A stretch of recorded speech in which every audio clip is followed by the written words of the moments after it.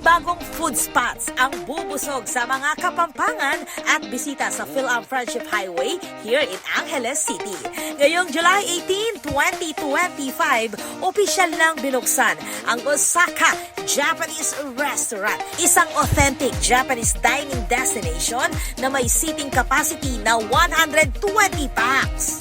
Mula ramen hanggang sushi, yakitori, and other Japanese food, tanging imported daw mula Japan ang ingredients nito. Kaya siguradong legit ang lasa.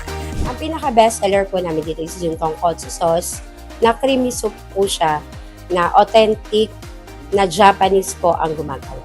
Yung pinaka-the best po naming sushi is yung ikura na galing po siya ng Japan, ini-import lang po dito sa Pilipinas.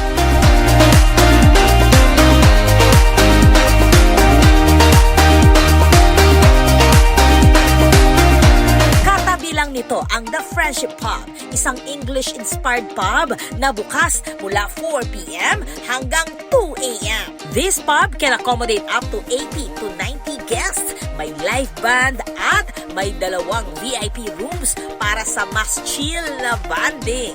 Isa sa mga namin is the crispy pata and also the roast chicken. Lahat naman po yung nasa menu ng the pub, Friendship Pub, is all of it is from the scratch. So isa sa mga, yun po ang pinagmamalaki ng Friendship Pub.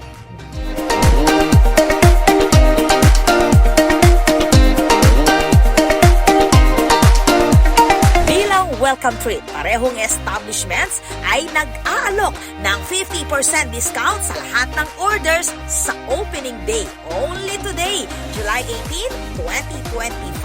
Tara na sa Osaka Japanese Resto and The Friendship Pub dito sa Phil-Am Friendship Highway, Angeles City. Tikman ang Japan sa Osaka at mag-unwind sa classic British vibes ng The Friendship Pub. This is Patricia Mamangon on the spot.